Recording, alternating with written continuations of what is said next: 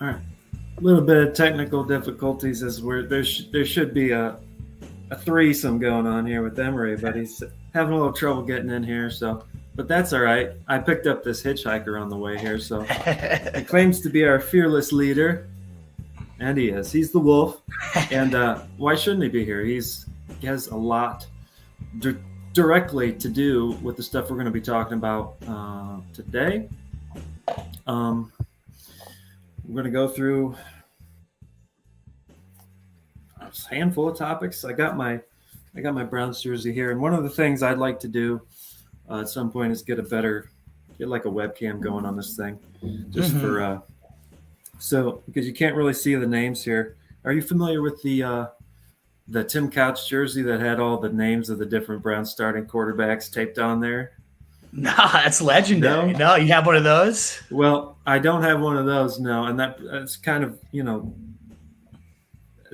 to call it success by the Browns, I guess. It's a success that, what was that, 2020? They went to the playoffs, finally and whatever. And so, the factory of sadness that was Cleveland Browns Stadium lost a little bit of that luster.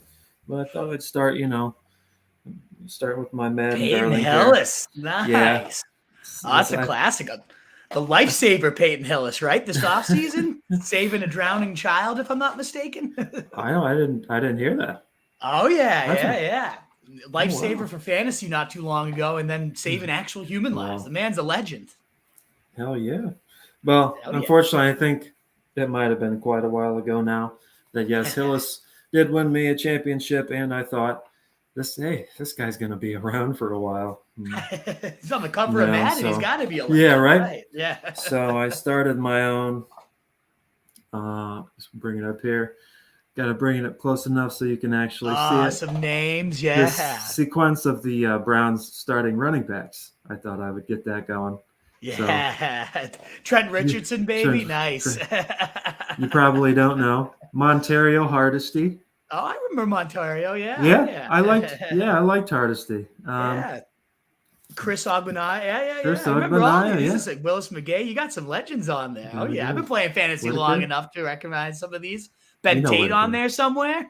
you know who Whitaker is, right? Whitaker. What's his first name? Fozzie, of course. Yeah. Whitaker. Fozzie Whitaker. I think he made his way to the Pats at some point, too. Yeah. Going back to the Pat Shermer days here. Yeah. You got some legends on there. I see Tate. There he is. Yeah. There he is. What about the one above him? Baker. Who's Baker? I don't know who Baker thinking is. No, I might actually. Baker Mayfield, right? I think I might actually get this wrong. I think it's Edwin Baker.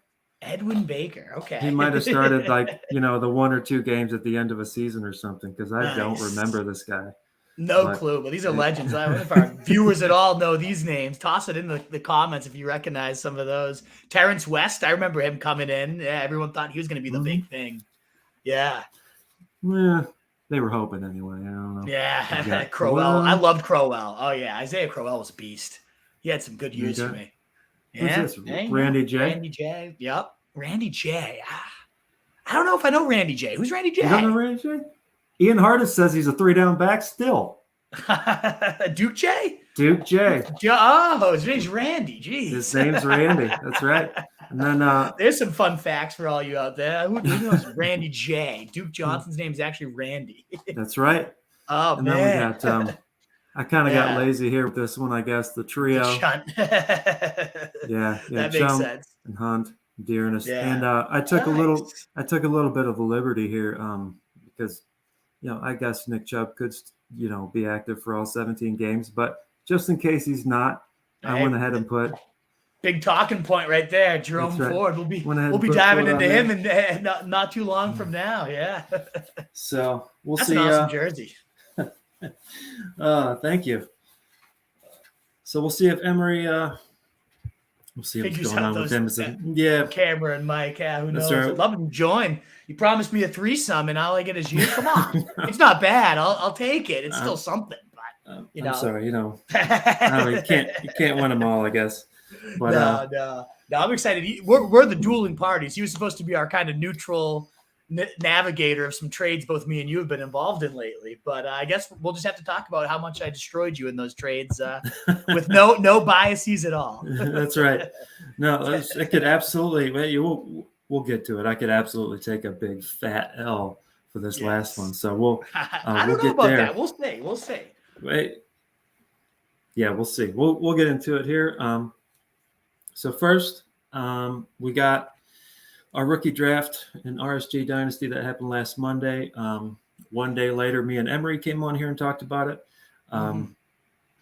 But always open to hear some thoughts about the Wolf and what he thinks about what kind of happened with that trade.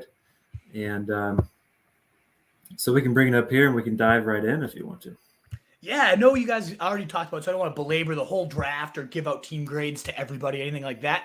I encourage anybody that's interested in rookie drafting, go back, watch that episode, get a deep dive, see who we drafted when we drafted them. But just to go through my thought process a little bit, so I had the 1-9, 110. I had traded Javonte Williams for the 110 and Gabe Davis. I think I threw like Josh Reynolds or something in there too, who got cut not too long ago. So essentially Javonte for the 110 and Gabe Davis.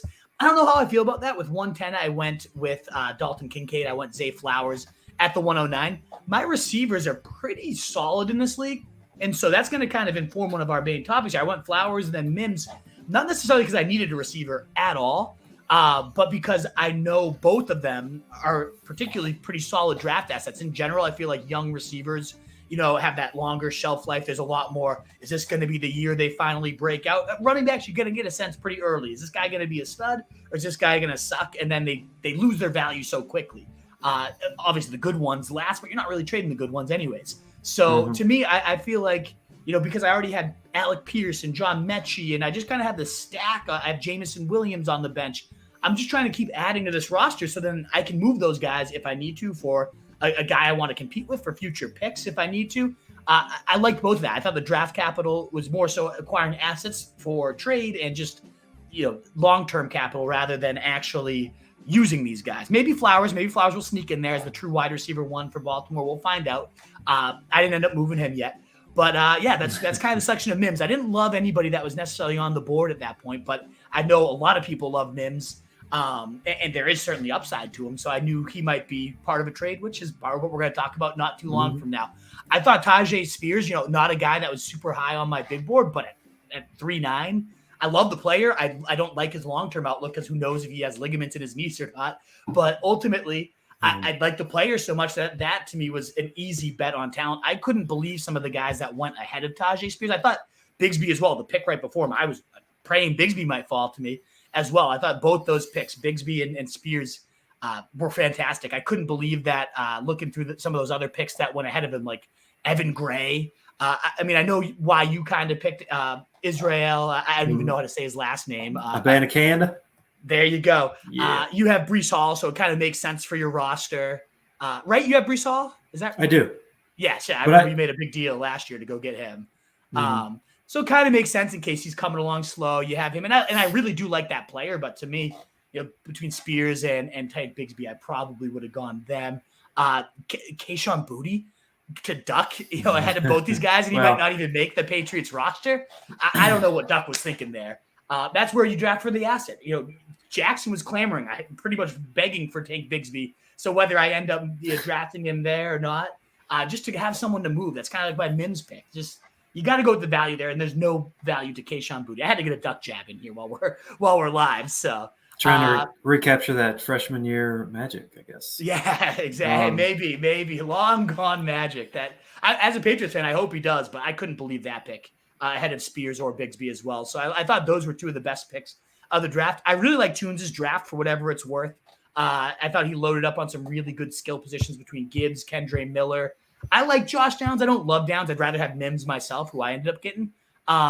But I also love Tank Dell. I love, even though he went ahead of Bigsby and Spears, which I wouldn't have done, I do really like Tank Dell and McBride, a good bet for the Vikings there. So I really like Tunes' draft overall. If I was picking somebody who loaded up on interesting assets, I love the Bigsby and Spears picks. And I took Sean Tucker to wrap my draft up just because the Bucs is wide open and it's a 4th round pick, whatever, toss it to the wind. Let's see what happens there. Rashad White was great coming in, but didn't look all that special last year. So I don't think he's going to lose the job. But yeah, that's kind of my fast recap. Was any of that, strong disagree from your end, Dane, or anything that you guys hit on last week? Well, I think I already kind of during the rookie draft, I already all I really called out was Tank Dell. I just don't know if he's got a lot of size to overcome, I guess. Yeah. And the Texans wide receiver room is still wide open. So it's hard for me to get a pulse on who's going to end up emerging out of there to begin with. But yeah, I'm definitely open to being wrong. CJ Stroud looks like he's definitely making a good name for himself so far. So running that offense looks like there could be some nice receiving fantasy assets even in the near future. And he singled him out too. Like I want Tank Dell. I put a little weight into that. If they listen to their franchise QB, that's the guy he wants. He has a history of hitting those slot receivers a lot, which is where they're projecting him early. I mean, I get the size thing. It's a total what receiver under 5'9" has ever recorded, 1,000 yards. There's tons of metrics I was reading from Scott Barrett that say why this guy shouldn't succeed. I'm just betting on the fact that this guy can make plays. Like he is just, what do you have? Like 29 touchdowns across the last 2 years, despite being 5'8". Like he's just got that kind of sizzle, that juice that when he touches the rock, it could go on any given play. And those are the type of guys I love. So, I'll bet on that outlier. So I do want to point it out in the last episode too. Patrick Mahomes, he clamored for Clyde Edwards-Helaire, right? That's and a really didn't good point. Kyle Shanahan pounded the table for Joe Williams, right? So pounded the table. I remember that one. We'll pound the table. So I don't really have the database available in front of me about how many quarterbacks and coaches clamored for specific guys and what percentage of them worked out, but. Oh, yeah. I fully get it. I think it's a great counter. I think specifically because how many of us were burned by Clyde Edwards-Helaire and knowing that Mahomes wanted him and it just, worked out for a terrible Texans run defense in week 1. And that was about it. And that's a good comparison too, because like everybody in the analytics, he's 5'7", he's not that good of an athlete, But Pat Mahomes banged the table for him. So I think it's a great example. Like Tank Dell, 5'6", he would be an outlier. Similar to Clyde Edwards-Helaire would have needed to be an outlier. He certainly wasn't. And I loved Clyde Edwards-Helaire coming out of LSU. I saw him play. I thought he had that it factor. And sure enough, he sucked. No, he's about it. He's in the best shape of his life now, right? It's catching wheel routes down the sidelines, just enough to get me in the last round best ball game. Yeah. Just enough. I'd be lying if I said I had zero Clyde Edwards-Helaire investment this year. Wish I could. I can't quit him, Dane. I can't. I can't blame you. I can't blame you too much. We're all trying to find that old magic with Kayshon Boutte and Clyde Edwards-Helaire out here. So, absolutely. So I think. That's all I really have to react to about what you said here. And if you anything I think else it's fair, very fair criticism on that sense. Yeah, betting on an outlier rarely works well. Clyde Edwards-Helaire is the perfect example of banging the table, not really meaning damn thing. So maybe it won't matter for Tank Dell. I love the way the kid plays. I think he plays much bigger than his size, and I don't know. I think he's going to be one that really proves it wrong, but. We will see certainly as this year comes on. It's a wide open situation. And as you said, I like Stroud. Stroud was my number 1 QB in this class. So somebody's going to play there. So if it's not Dell, do you think is it Robert Woods? Is Mechie rebound? Like I think that's going to be a really big answer. Who is that receiver that both for 2023, this one season redraft wise, who is the number 1 guy for the Texans? And then who grows with him as well? Who's the guy that kind of grows with him? Do you have any leanings there? Is it Nico Collins? Who's it going to be? No, it's tough for me. And I think this particular here, I'm taking a very wait and see approach just because it has been so wide open. And, last off season before the season started, I like to think about this question before going into the season is like you think about the top 32 fantasy receivers. It never works out that one NFL team has one top 32 never. NFL. So who are those teams that are going to have multiple ones and who are the teams that are going to have none? And this year, I think the Texans very easily could have none, for now, at least for 2023. So they're just, I'm not diving real deep into the Texans yet. And just I'm finding it tough to really predict who's going to emerge, and it's not like they're going to be world beaters, kind of even if right out of the gate. So right, I'm more than happy to just wait and see. Definitely a fun watch to see who's going to be there now with that kind of the receiver group that they're. Even Xavier Hutchinson, I kind of don't want to really label him a dark horse of that room, but I've been kind of watching him too. It could be. I mean, really, like it's wide open. It is wide open, and maybe the true wide receiver one of the future with Stroud isn't even on the roster yet. There's a very good chance that that's true right now. That's going to be someone down the line. The only thing that does intrigue me is, one, I think they're going to suck so bad that they're going to constantly be throwing, and then two, I do really like Stroud, and three is the offense is that 49ers kind of, you can't really fail if you can just get the ball accurately to your guys and let them make plays. You need the guys to also make that work, and I don't know if they have the guys by any means, but it's an interesting scheme, an interesting QB. And if any of these guys, like you take Dell, for example, a proven playmaker in college, if that translates, you'll never know. But yeah, I guess it's enough on the Houston Texans shitty receivers. We could probably move on to some big trades that we talked about. But I'm intrigued by this Texans core. We'll see. Yeah. So, we're kind of hoping to have Emory here as an unbiased third party because the Wolf, who, until just recently was really wasn't hitting that accept button for some trades since our Dynasty League startup in 2021. That's changed this offseason. So not only has it changed, but it's brought up a couple of points that I think have a lot of substance to them and really worth talking about. And one of them is stacking, and stacking the Giants in particular. I saw a Fantasy Pros article, one of their stacks for 2023, and it was Dynasty stacking. It was a Giant stack, Daniel Jones and Darren Waller. Well, that trade about 2 months ago, I had Daniel Jones and Darren Waller on my team, and I thought, okay, they're on the same. Yeah, cool. I don't typically think to stack. It's not front of mind when I'm thinking about moves in Dynasty. I know during the startup draft, I drafted Hurts and Devontae Smith. That was kind of chance. It wasn't really intentional. So trade one, Darren Waller and Raheem Mostert for Mike Gesicki and Jerome Ford. Me and Emory talked about this. I think it was last episode. I don't think it was the first one, but so I got a couple images to bring back up just because they're nice little things to add to this discussion. But there's a lot here.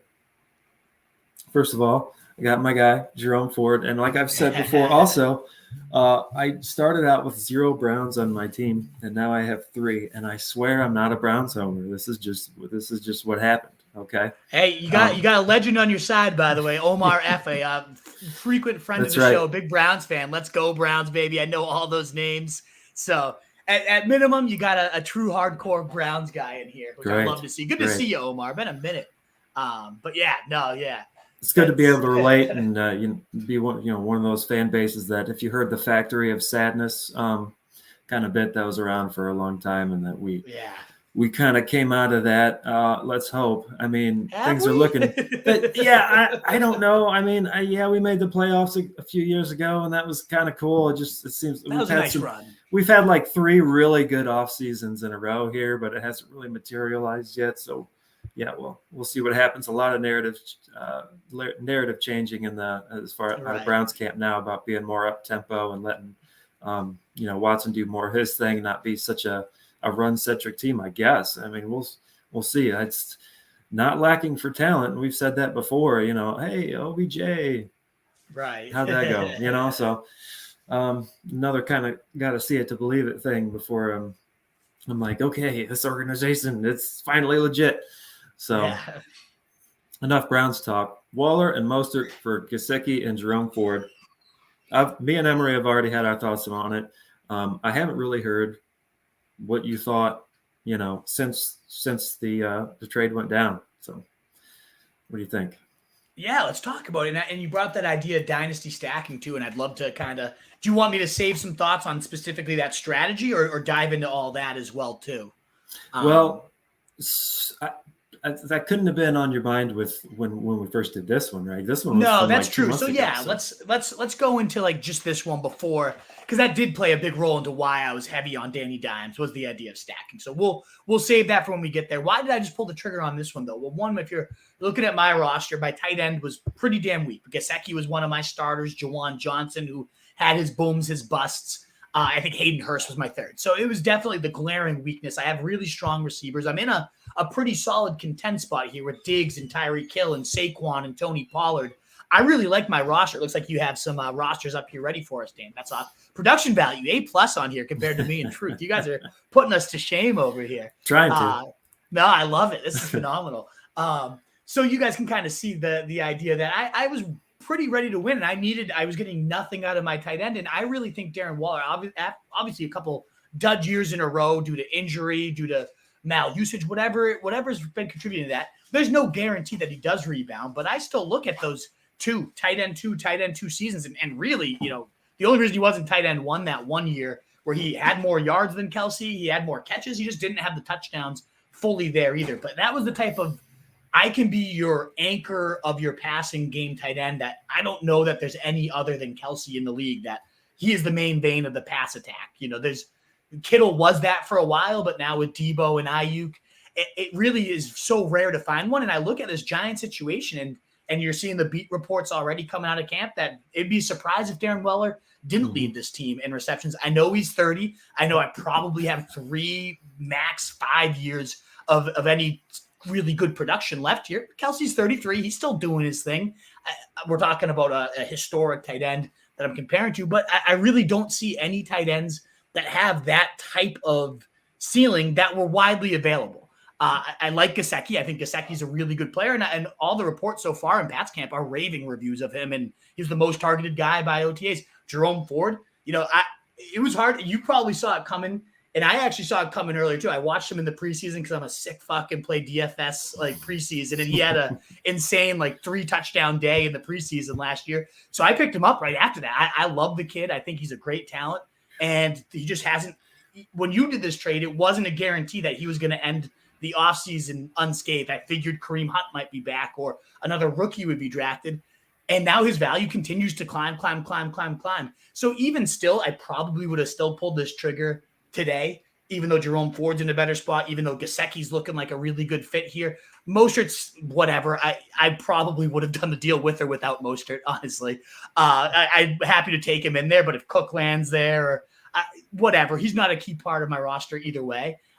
It really was just Waller. And I thought at the time this is something that could really go from a one missing piece, a tight end that could be a potential 10 to 20 point a game if Waller really hits his ceiling. And I just love what the Giants are building. I had a good feeling about Brian Daboll. If he's going to go out and trade for this guy, he's going to make sure to use him the right way. I just love he squeezed the most out of Richie James had 60 catches last year. Yeah. Hodgins was a outcast from the Bills, caught 5 touchdowns in the last 6 weeks. I just love Brian Daboll. I really think he knows how to use his talent. So to me, it seemed like a good chance. You seemed like you were embracing the rebuild. I'm ready to go all in. And it seemed to me like I could trade some good pieces for a guy that I know could really make a difference on my chances of winning a title this year. So that was the long-winded thoughts on why Waller for those two guys. What do you think? Yeah, so, the hamstring is a legit concern for me. It's, 50-50. I'm not predicting one way or the other if it's going to remain a problem for him, but he is 30 or 31 now. Right, so I know that tends to be an issue for older players having a tough time to get over compared to the young guys.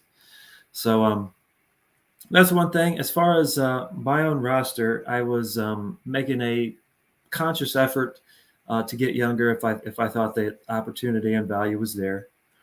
And so for better or worse, that was a factor. Yeah. And I still buy into Mike Gesicki's athleticism. I believe that I think he was I don't have it up right now, but there was one year, what was it, 3 years ago now, that I think he was the tight end 7 in PPR. I'd have to look it up again, but I remember it wasn't long ago. It was 2 seasons ago. Yeah, Tua, he was the main. That was an example of a tight end being the main guy. That was before Jalen Waddle, obviously before Tyreek. But there was a point where I think Tua's rookie year, he leaned on Gesicki hard that year. I really do like Gesicki. You got two really interesting assets. I'm with you. Let's see if it's so. Here we go. I brought this up last time too because I love this. This is the Daniel Jeremiah tweet from 2020. Let's just go ahead and get that going, full screen.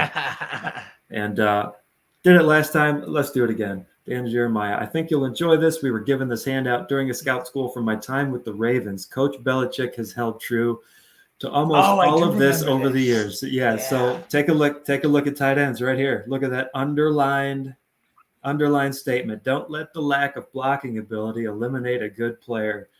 Who does that speak to any more than Mike Gesicki now? Nobody more. That's the mold. Yeah.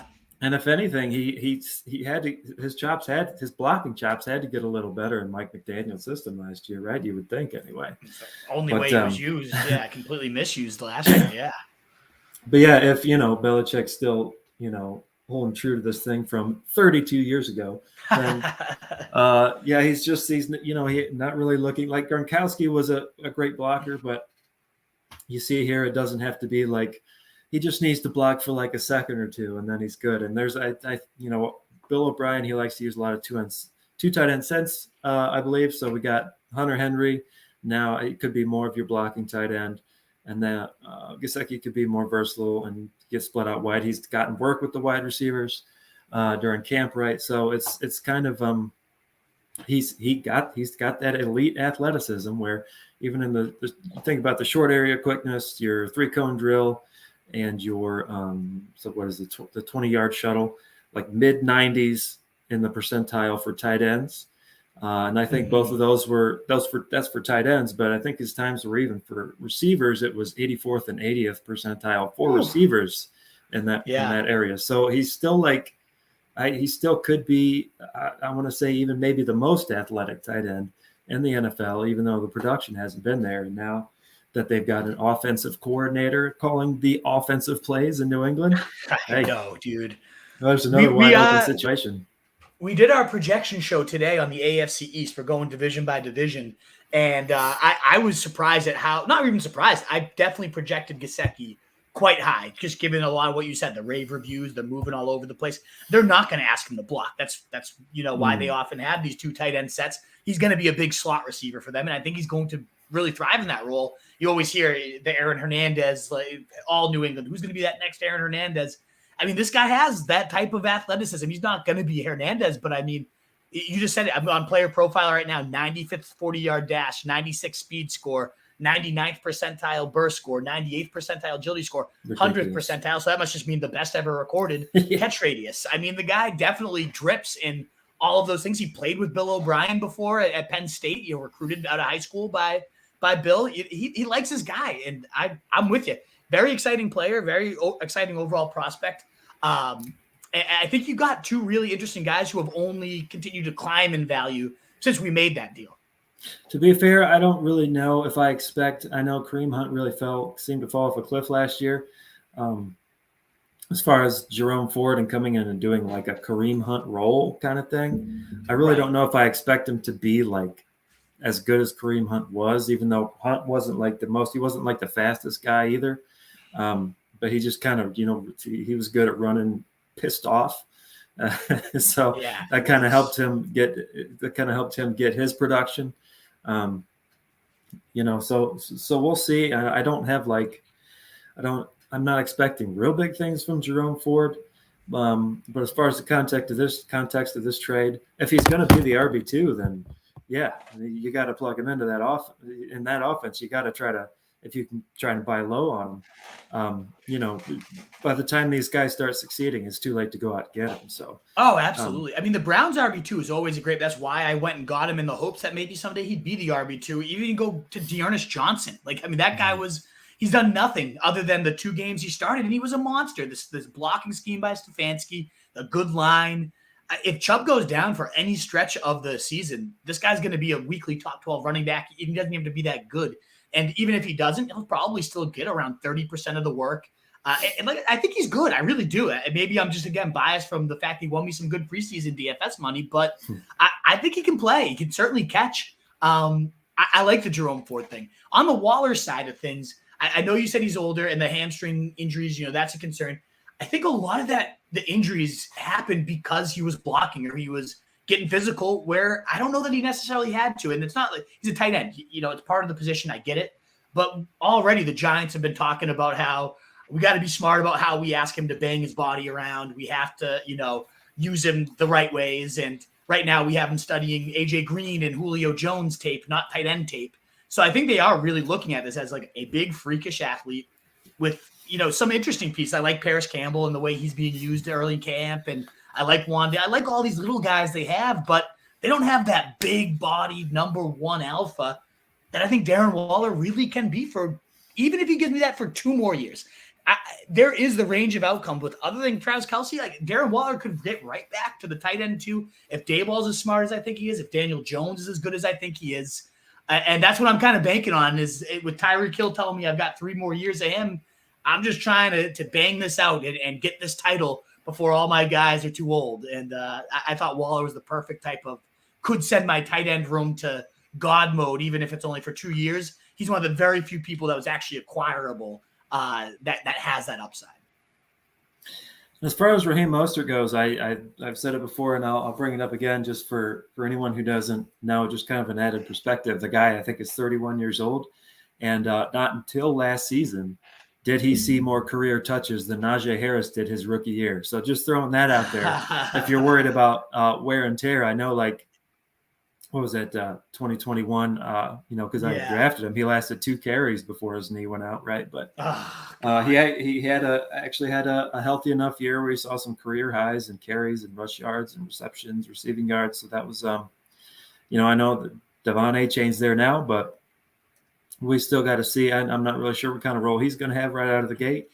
So, he's not as useless as I made him out to be. Like he wasn't moving the needle a ton for me either way. And I've always loved, I liked Mostert a ton coming in, like throughout the last few years. I've been a huge Mostert stan and redraft.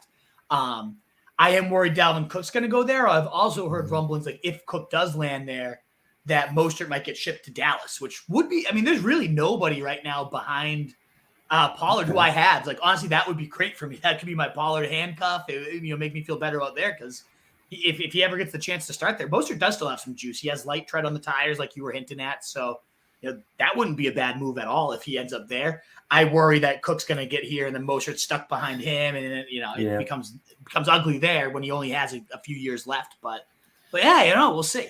And talk about something else I don't really put much weight in at all is, Dalvin Cook coming out and saying like he's fully healthy now. And I was worried about my shoulder last year.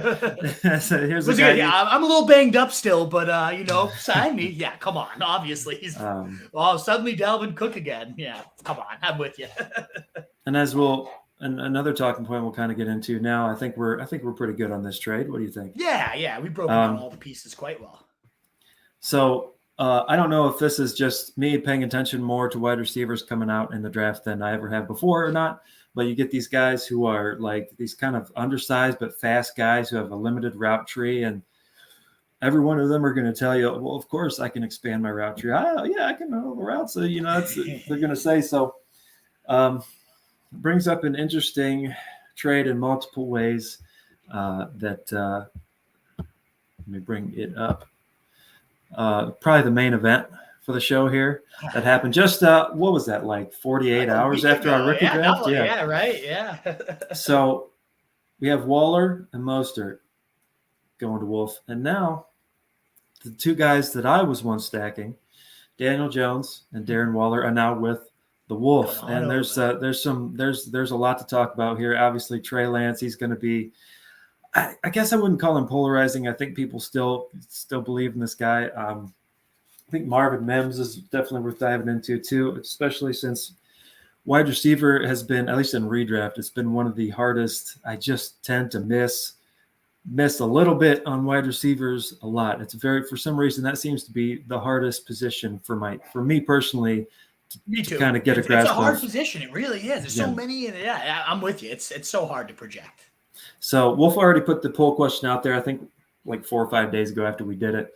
And I remember that the 59% voted that Daniel Jones was the side that won this trade. Pretty close though, 64. I mean, that's not too especially bad. for all this Brock Purdy talk, like he's going to be the starter and stuff. I don't know how much of that went into. I don't know how much people believe in Purdy. It sounds like the majority still kind of think he's a flash in the pan, and that Trey Lance is gonna. Lance is still going to have every opportunity to be the guy. He's not just a third overall pick, but he's a third overall pick that had 3 first-rounders invested into that pick. Like and we'll get into this a little more about how much of a raw prospect the guy still is. I believe he's still younger than 10 of the 14 quarterbacks that were drafted in the 2023 class. This is his guy's third year. That. Wow. Yeah. So not only that, let me bring it up while I got it up here. Roster considerations. Before we dive into kind of, I guess, the player evaluation, so I've made it no secret that I've taken to a young ceiling chasing route with this roster, and somehow I still keep getting younger now with Mims and Trey Lance, getting rid of Daniel Jones. So what I would say, and it's crazy to say now compared to like a year plus ago, I feel like Daniel Jones was the anchor to my quarterback position. When you look at just Jordan Love, Anthony Richardson, unproven, a lot of potential, sure. But Daniel Jones I felt confident enough to call him an anchor of that position, which like a year ago, you'd be nuts for saying. But again, Brian Dable, the guy's gone in there. It seems like after their coaching carousel, they got their guy. And so, when the trade offer came up, Daniel Jones for Trey Lance and Marvin Mims, I closed my eyes, puckered my anus, and hit accept because to go right along, same thing, ceiling chasing roster. So now I got, not only do you got 2 for 1, but you got guys with, obviously Trey Lance has a high ceiling, but I don't know if people are giving Marvin Mims enough credit. I know that there's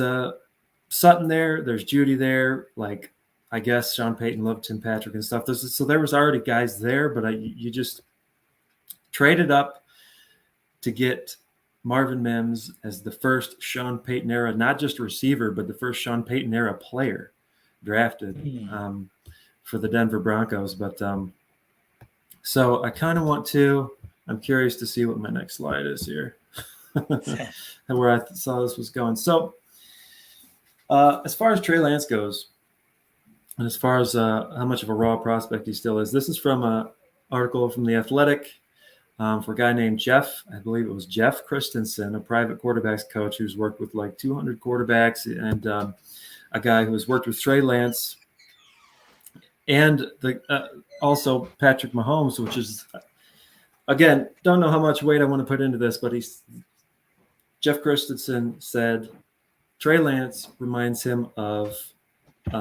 Patrick Mahomes, just as far as demeanor and wanting to come in and just learn. Tons of fantasy points for demeanor, right? Is that what we get awarded for? Moxie. Yeah, moxie. But so here's I'll read it off here.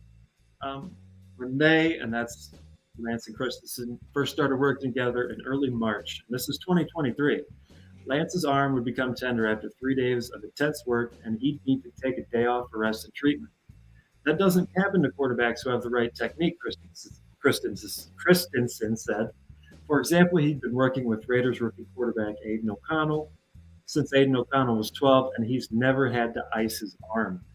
This is a guy who's been a professional quarterback for two years already. Right. And he still has a problem like this. There's other points in the article talking about just visual reps, mental reps. Trey Lance watching Patrick Mahomes do his thing, and just Christensen said he saw that moment where it clicked for Trey Lance, and the guy's technique has gotten 25% better. And then this was in March. Just to give you an idea of how this guy's still working and play as far as like guys. Most quarterbacks have already gotten past this point. Trey Lance still hasn't, but that only speaks more to his potential, and that is still there, that is waiting to be tapped. So I think it's worth talking about. I think it's how much weight do you want to put on this stuff? I don't know, but I've made it a point with my own personal dynasty team to ceiling chase, and it's been 2 years. If you've been a Lance owner, manager for 2 years now, since the startup draft in 2021, you drafted him. Was this a case maybe of some lost patience with Trey Lance and made you kind of willing to move on from him? A little bit, yeah. It's a case of the way my team is kind of peaking right now, too, between Diggs and a lot of it is just Diggs and Tyreek driven, too. I only think I have probably 3 to 5 more years, in particular Tyreek saying he's going to retire after a couple more. And so when I have those two, in the last few peak years of them, how much longer can I afford to be patient? I have Rodgers and Cousins at QB as well. How much longer do I have Rodgers? So let's say I go all in and come close this year. I want to also give myself a chance next year because I do have, Saquon, Pollard, and those receivers are still young enough that I don't think it's just a 1-year window. Like, I got to get it this year. But if Rodgers retires and then I only have Cousins at QB and Lance just never ends up materializing, then I'm in some pain and I don't have much there. So especially after getting Darren Waller, I really wanted to pair them up. I'm talking about the stacking of that. But with Lance, it just as tantalizing as it still is and as untapped as it still is, there is that risk of will it ever actually get tapped? Is there, is it just never going to fully materialize, given that it hasn't already? There's both both edges of that sword that you can look at. And so to me, I just couldn't embrace anymore that the risk of he just never materializes and this is just a sunken cost. He's still, I think one more year of him being nothing would have tanked him that much further to the point where I don't even have a sellable asset now. And I don't have a guy that's contributing to my lineup. Let me see what I can get. And especially with Daniel Jones, I think he's on the precipice of a huge blow up. I was all in on him to get him, especially after getting Waller. But in terms of this dynasty stack, when does it make sense to me?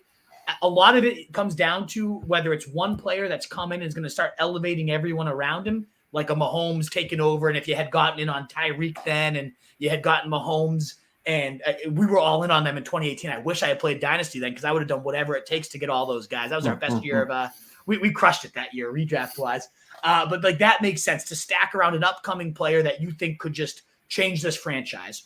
Josh Allen, if you had gotten him after his first 2 kind of shitty years and thought, man, there's still so much. Maybe that is Trey Lance, right? Maybe you get somebody that you can then build everything else around, and it works out great for you. I also think you can do that when a coach comes in and changes the culture. Sean McVay and the Rams for those many years. I guess Gurley wouldn't have been a great buy, come to look at it, but if you had that offense just humming along as it did for so long, you can sometimes build around a coach. And I really think this Dayball, Brian, and Daniel Jones pairing is just going to be one of those things that he just milks the best out of him. They clearly made that long-term commitment this year. So at least I know, like, if Daniel Jones hadn't gotten more than the franchise tag, I don't know that I do this deal.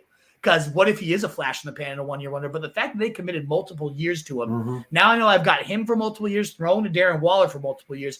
Could that be a horrible move because then Daniel Jones just was a 1-year wonder and he actually does suck?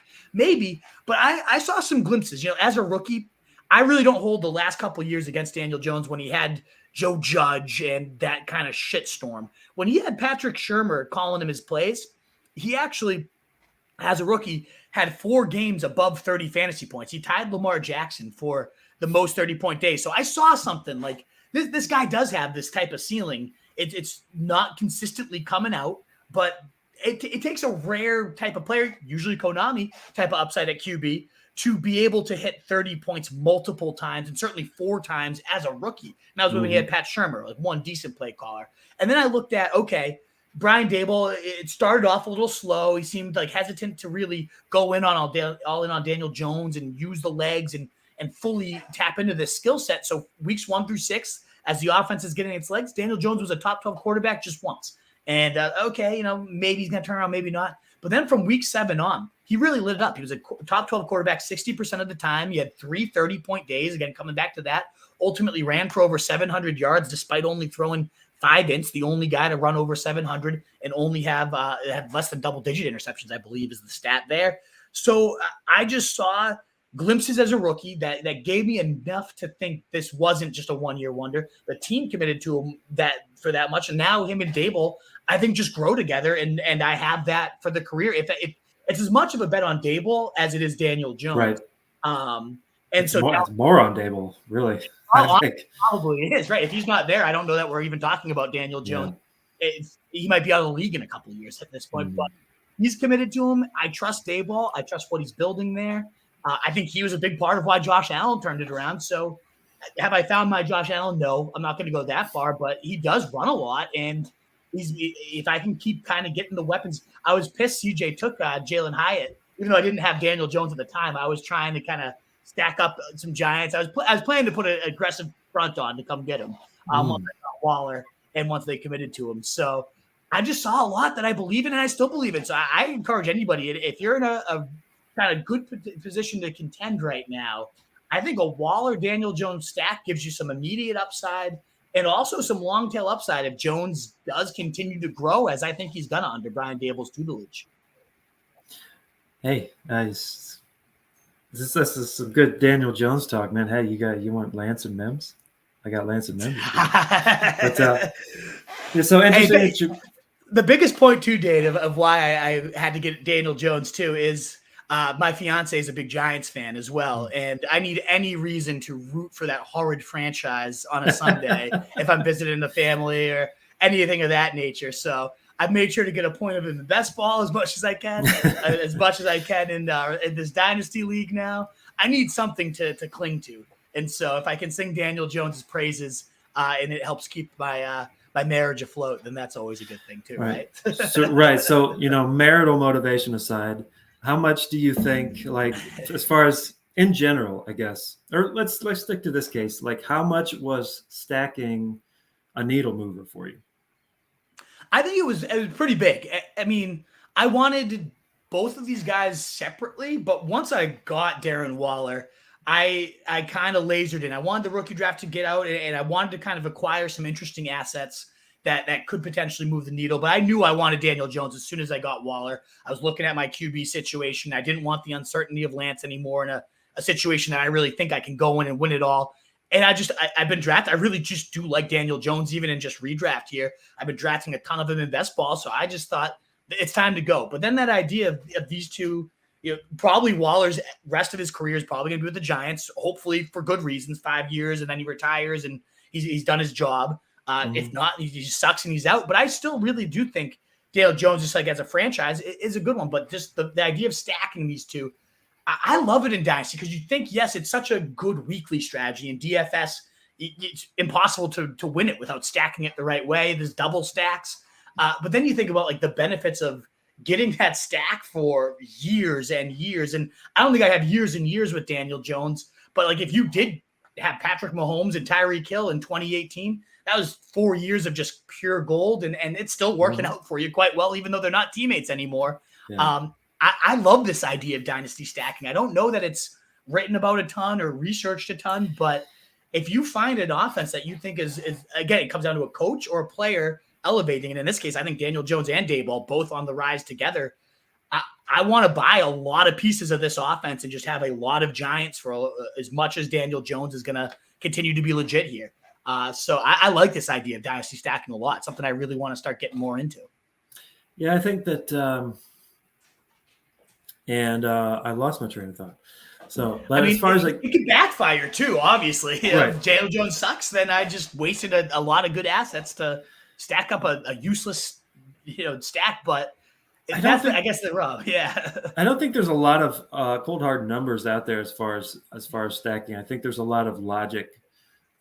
Substance out there. So yeah, that's becomes very opinionated because obviously it could work out well and it could be a big L for you too.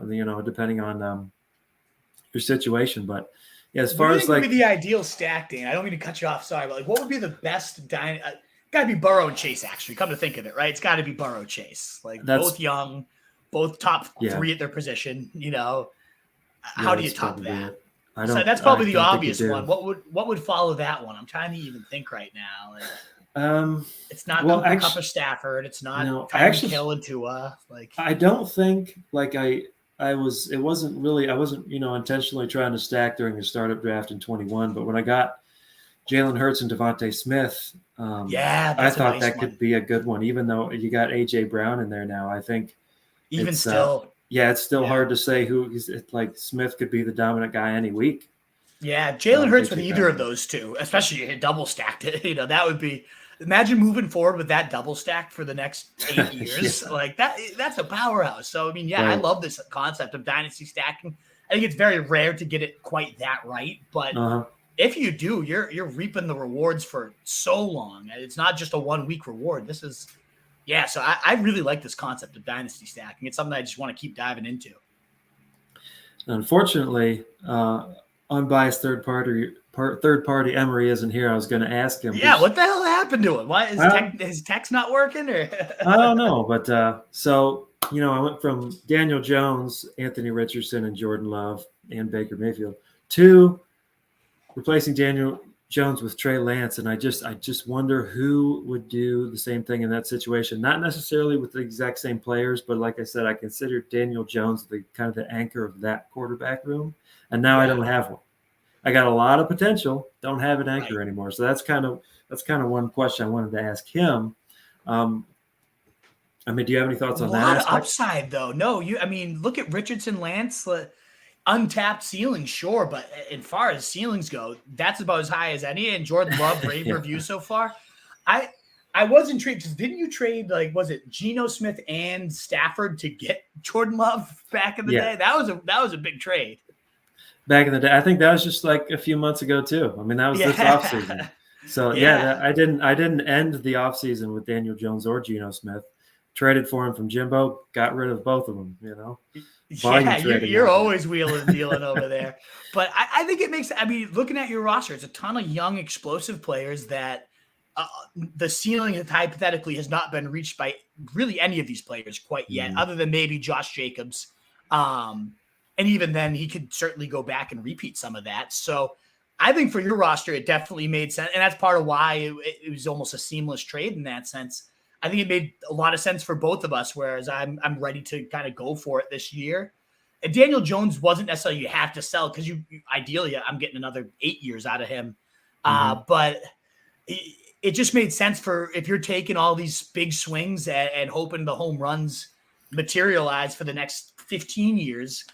Trey Lance is still one of those guys, and I think this will be a big year to determine if that actually gets realized or not. But let's talk if he hits, if best case scenario, ceiling hits, we're talking about a guy in Shanahan's offense that now unlocks a next level of Shanahan's offense, which is already the friendliest QB thing. But now you mix in the Konami upside into that. It could be banana. He could be the number. We could be talking about a top 3 dynasty QB. Do I think that happens?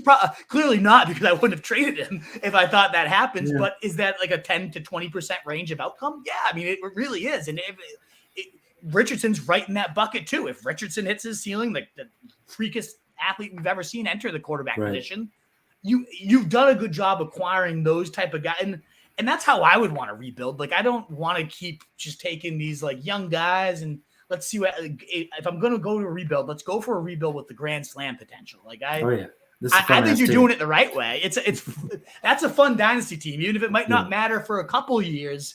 That's a team that if 2 of those QBs hit, and it's a big ask for 2 of those guys to hit, but if 2 of those 3 hit, you're off to the races for a long time. So, bro, my future in my quarterback room is Baker Mayfield and Zach Wilson. What are you talking about? That's true. Yeah. I did want to make sure we dive into Marvin Mims here. Yes. Like I said, wide receivers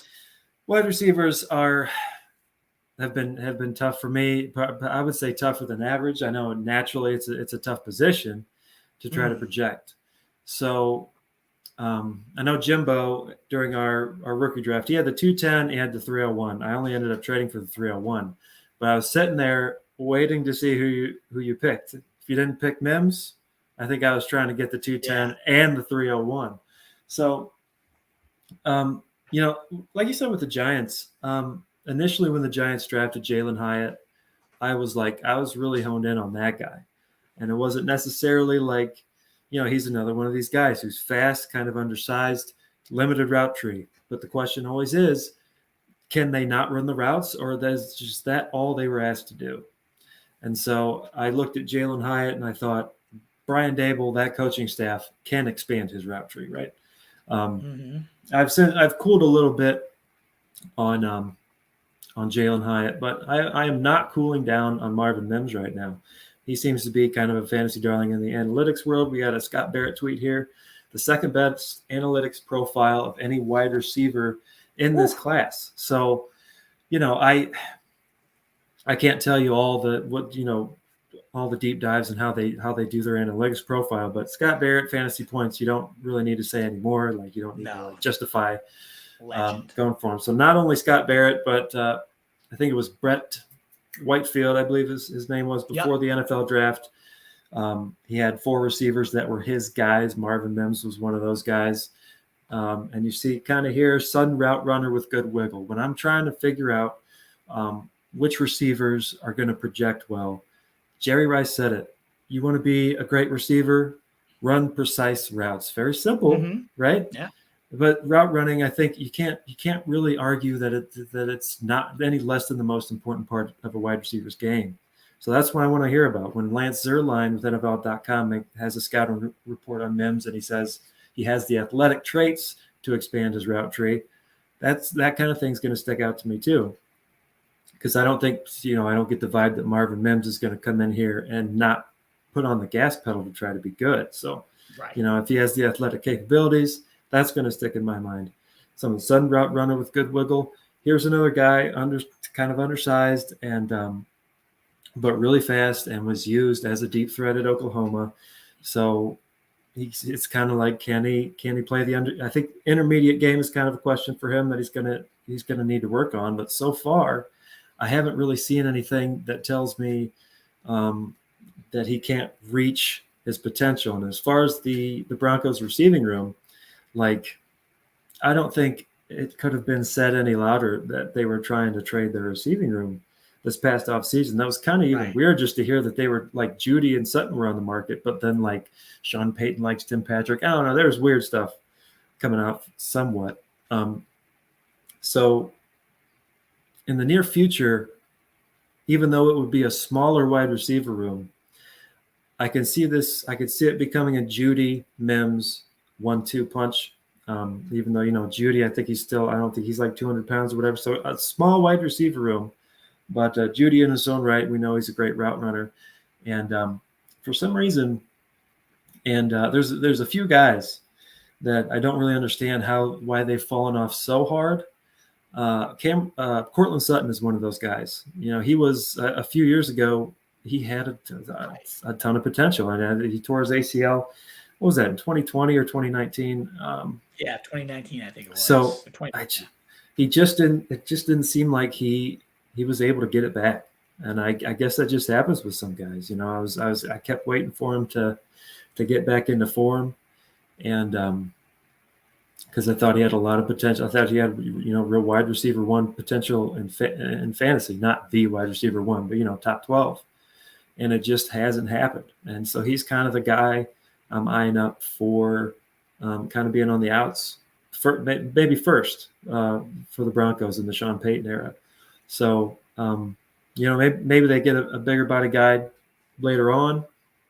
But, hey, Marvin, here's the guy that not only was he the first receiver drafted, he was the first player drafted by the Sean Payton era Broncos, traded up to get this guy. So, that tells you a lot about what they think of him too. Some extra stuff about Matt Harmon and reception perception. 72.2% success rate versus man coverage puts him in range with the top prospects. So there's another bullet point, So I know when we got to the 209, Wolf, you didn't really want anybody.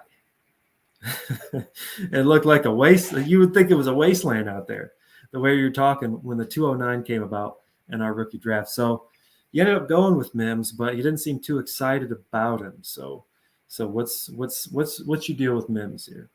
Yeah, I think you hit upon a few of the biggest points for why I took him. And it kind of even harkens back to our Brian Daboll conversation.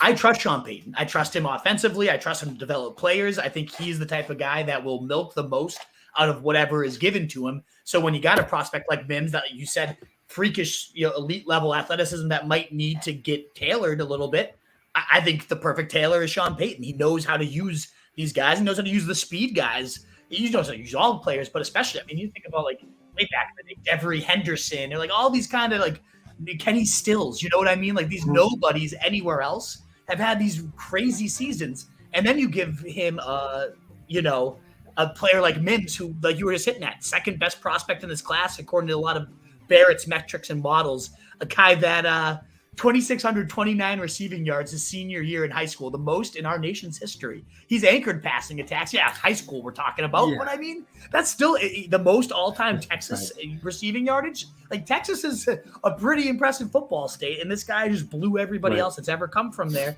out of the water. A demigod, seriously. He's been on, maybe that's why everyone loves him so much, because he has been on a lot of people's radars for long. You look at NCAA yards per target since 2005. Power 5 only, minimum 100 targets. Number 1's Jalen Waddle, 15.1. 2 is Marvin Mims. The other guys on this list, CeeDee Lamb, Jamar Chase, Jamison Williams, Marquise Brown, Devonta Smith. Not a bad list of people to be among. I'm starting to regret, the more I think about this, like, oh, shit. But he had all these interesting metrics, because I read Barrett's breakdown. He's one of my go-to for Dynasty. So even if I couldn't necessarily fall in love with the player myself, a really smart guy like Scott pointed out all these great things. I do love Sean Payton. I don't love Russell Wilson, but the guy can throw moon bombs. So if he regains that form, you just kind of picture like a lot of Tyler Lockett comparisons here, and how much magic those two made together, and how often Sean Payton, if anyone's going to save Russ, it's Sean Payton. And even if not, like you're saying, he might be the number one guy here. I also don't love – people love Judy. I don't know. I'm not sold on Judy at all as this long-term guy. Yeah, I wouldn't say I love him, but he's like I can see him being the alpha still. He could be, but I mean, honestly, it's within the realm of possibilities. Sutton's gone next year. Judy's just not as good as everybody thinks, and Mims blows it up as a rookie, and then suddenly they're number one. Like, that's all within the range of outcomes. So, and that's often what happens with these young receiver prospects, is you can string these narratives. And it's not even just I really do believe in Sean Payton. So you string all those in your own head. As I'm there on 2-9, I'm like, whether I end up benefiting from this, or whether this is the type of piece that is a good movable, you can string that narrative. You can string that narrative in a trade talk too. So it also works out that, like, I wouldn't be able to necessarily say any of those things about Tank Bigsby. As interesting as mixing in with Travis Etienne there, he was the projected guy I should have taken there. It's capped that he's only going to go so far. Whereas Mims, especially before he's even taken an NFL field, and certainly as we see more about him, that narrative can continue to get spun and spun and spun. And so I thought at worst, I'm getting a good asset. At best, maybe he stays on my team and he becomes this, again, Jalen Waddle, CeeDee Lamb, Jamar Chase, Jamison Willie, like the guys he's got his metrics lining up with are pretty damn impressive. So maybe he becomes that. And then I look like whether Lance works out or not, if he becomes anything similar to those guys, you really didn't lose this trade no matter what. So I think it definitely buoyed it out for you in that sense. Well, I think Lance has to become something in order for me to W with this trade. But if Mims became Jalen Waddle or Jamar Chase, I don't know that you necessarily lose. Just CeeDee Lamb, like if he becomes that level of receiver, and if anyone's going to make him that level of receiver, it would be Sean Payton. Like, obviously, I don't think he necessarily does, because I wouldn't have traded him away if I felt. But there is that ceiling narrative, which is why at 209, like, ultimately, who had a better ceiling than him? Nobody. Nobody came even close in terms of what I was looking at that point of the draft. So I had to go Mims. To be fair, I think when I think of like a Sean Payton receivers with the Saints, I always think of like Marquez Colston, and like I feel like he was always overdrafted because it was Drew Brees, and like you were expecting like Drew Brees could throw for 5,000 yards, but like for some reason the receivers were always kind of like these fringe starter guys at best. You had like Lance Moore season one time and stuff like that. So Lance Moore. Seriously. Yeah. So I think it's possible that you don't have a Jimmy Graham, of course, in Denver. No. So there's not Jimmy Graham being like the alpha receiver, I guess. So one When have we seen Sean Payton go out and like early round investment on a receiver? Michael Thomas. I mean, like he really like he's typically, like you're saying, he's made these great seasons out of free agent pile heaps, last round picks. And then when he actually does put a significant investment in a receiver, it's typically worked out pretty well. I mean, I'm sure there's like one guy from Tennessee, I forget his name, that he took in like round 1 or 2 to pair with Colston, and he didn't pan out. Who the fuck was? Man, it's gonna bug me. So it's not like he's bulletproof and has never missed, but overall, when he's typically hits on receivers regardless of where he takes them, but especially early on. I think it's a fair bet to bet on the coach and the overall like player profile here. I think it definitely makes sense for you, with you trying to just stockpile these guys that could just go nuts. He's in that camp. We haven't seen him play down, so it's tough to know. But as a prospect, he's listed around some of the most elite players by a lot of what Scott Barrett evaluates, and I trust Scott Barrett a lot. So yeah, I didn't necessarily love him, and then I started reading more and more about this stuff, and I was like, oh, now I really do like him. But no, I think he's very intriguing, for sure. Yeah. If nothing else, we have a good before and after puzzle in Wheel of Fortune. Trey Lance Moore. Yeah, anyway. Yeah, there you go.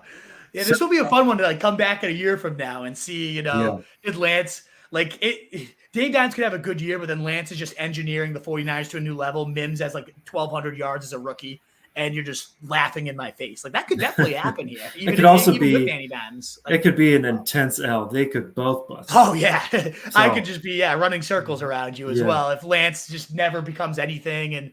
But Mims a grocery bagger, right? Tunes. Yeah, exactly. Yeah, exactly. But one last talking point we had here, but.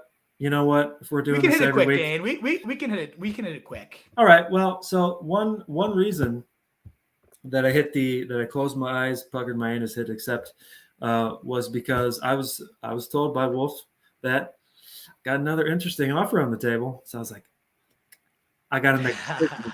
So clearly we know the decision, and so it kind of brings up this kind of question to me about trade talk etiquette and like. So you were 100% honest with me. Okay. So I wasn't lying. I mean, you saw the deal that came after that too. So I had a deal potentially that works. It was not a lie. So I guess there's a couple questions for anyone watching it and they want to comment. Like, one, should there be none whatsoever, even if it's 100% honest, not trying to manipulate anybody or nothing? Is it still better off not to do it? And two, if it is okay, is there gamesmanship allowed? Can you bend the truth a little? And how far can you bend the truth? That's good.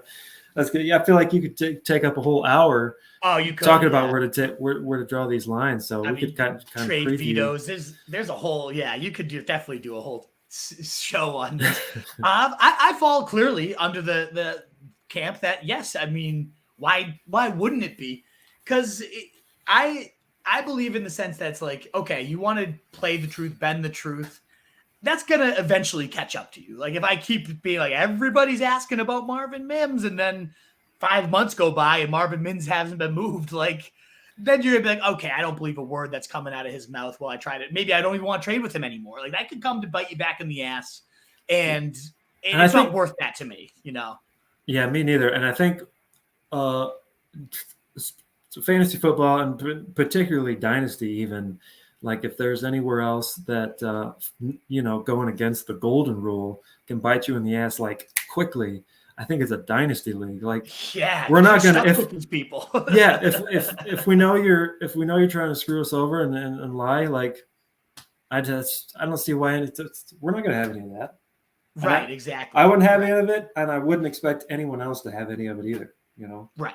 Exactly. But I do think it's certainly allowable in the sense of like, I did have another offer for Mims. It was a very interesting offer. It was involving Debo, which I ended up pulling another trade for after I got rid of Mims to you. I was still able to make the deal happen, but that was an intriguing offer. And if you weren't going to do Danny Dimes, I was like, all right, well then I'll go for the Debo one. So I liked our deal more. I wanted it to happen with you. So just to let you know that like people are asking me about Mims, I think that's totally fair. Just so like a heads up, like I might move Mims by the end of the week either way. So it gives you kind of an internal clock. It sets a clock on the deadline. Again, if that's a fake clock and I'm just doing it to try to hurry you up, and then that you catch kind of wind of the stink, that's gonna hurt you long term. So I'm not a fan of the fake gamemanship.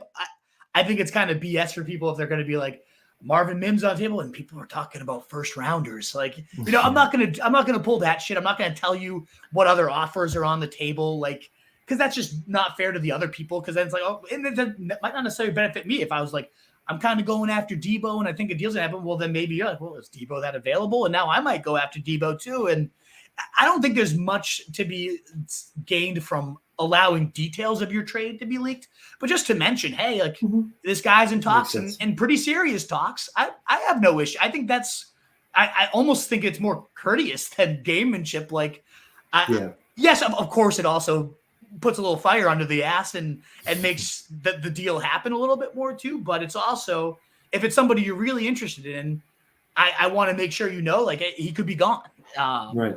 I think it really only becomes not allowable when it's full of. And hey, if you want to lie, that's up to you. I'm not sitting here being like, you have to be an honest fan. Whatever. If that's what you want to do, that's what you want to do. But I just think in life in general, karma is always going to kind of come back to you. And if you're lying about all your trades and you're spilling the details about what everybody else is trying to do, like, that's long term never going to work out for you. The fantasy gods will come back with all their wrath. We know they're not forgiving humans. They're not humans, the fantasy gods. They're just not forgiving. Whatever entity they are, they do not take kindly to any missteps. So I don't want to piss them off at all. And to be fair, if the other 11 guys in your league are like, I would never lie. I would never. You don't just lie. You got to have that trust. You might be able to take advantage of like 11 trusting guys, and maybe you can lie with them and not get caught, right? Right. But still, and they're lying in that sense. There's no league that's ever 100% honest. Like, but typically, I try to like. I'll never outright lie. I might hide some details that help my side, but I'm never gonna just bullshit somebody and be like, I'm two first on the table for Mims, and then I trade him for a third 2 years later. Not even like a week later. It's like, oh, good one. Yeah, there's no reason for that, in my opinion. Right. Don't have to give you every detail either, though. No, you don't. It's the lines could be a little blurred there, but I think kind of common sense, kind of, you know what you would want to hear, right? Yes. So I think that's kind of it's just easier. When I try to think of like, how would I lie to try to make my things turn out better for myself? That just sounds like a lot of work that I don't want to take on, Right. Or am I just fucking with you and I'm just lying to you right now? But it's all a lie. just you know what? Never trust anyone, and then you'll be good. And then it's a good way to go through life. Exactly. Very good way.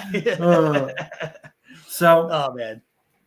Well, I'm glad we had all our talking points. I know it's too bad Emery wasn't here to kind of be the third mind of reason here. But hey, I thought there was a lot of good conversation.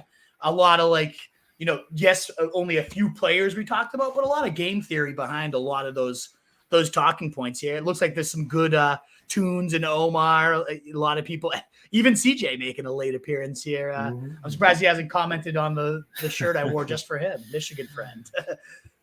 Well, let's just say I don't think he sees Nico Collins emerging out of the Texans backfield anytime soon. Yeah. So, nice. No, this is good. I mean, hey, Tunes heard your background music too, so that's good to know that worked. That's why we had too much feedback going on when we were trying not to use the headphones. So I don't care if it looks wonky. Things, Tunes, people want McBride. Step up your game, Dan. Gamemanship or not? Ooh, man, is he live? I was trying to. If you go back, well, we didn't get the recording of everybody, but it wasn't just me who was disappointed that Tunes got Dwayne McBride at the 312. It was not. Yeah. It wasn't a Wan'Dale Robinson reaction, but Duck, he was also disappointed that Dwayne McBride. I was trying since the 307. I was trying to trade back in for McBride. So, I think I was trying to go the text route. I should have just outright said it in the Google Meet room, I guess. But next time. The one reason, still being getting more and more used to Dynasty. When there's like 3 short months ago, I had no 2023 draft capital, and now here it goes. I traded back in for 2 picks and was trying to get in for a third, just so. 3 months ago, I don't even care who's taken because I'm still unsure of my drafting self. But I think, AR-15 at the 102 and Abanikanda, who I think if Michael Carter can't regain his form from 2021, I think Abanikanda is the RB2 there with the Jets, so not a bad pick at 301. I still kind of think Michael Carter, his 2022 was an outlier, so we'll see what happens there. But right, enough out of me. You got anything else before I guess we sign off here? No, this was fun. I enjoyed chatting the Dynasty ball with you guys. I'm happy to pop on, whenever you might need a fill in, or if you want to break down any topics, any other future trades that pop up that we can break in. I think it was really valuable. I enjoyed being on and chatting ball with you. So happy to join anytime. Of course, everybody watching, RoastJournal.com is where we have all our stuff. I don't know if you have your sign off already all ready to go, but we always like to remind people Roto Street Journal is where all the content is. I'm at Roto Street Wolf. You can remind people, how to find you and everything. But yeah, I thought this was fun. Yeah, so at ChaseMG is for me personally, because I'm Chase Market Gains coming on here trying to help you chase those market gains. You got Emery, who's at Roto Street Emery. But as far as this segment goes, we do have another Twitter account at RSJ Dynasty Dive also. So that's kind of when it's talking about this stuff, you're probably better off, talking shit at us on that channel. Hit them up, talk some shit. So I guess that was some nice timing. So I wasn't here, just talking to myself for an hour and 16 minutes. Thanks for joining me, Wolf. Absolutely. We'll those thumbs up on the way out, folks. Yeah, I'm happy to join. Thanks for having me, man. And we'll see if there's any more special guests we got coming. We're trying to do this every Tuesday at 6 Eastern, 5 Central. Perfect. All righty. Until next time. Later.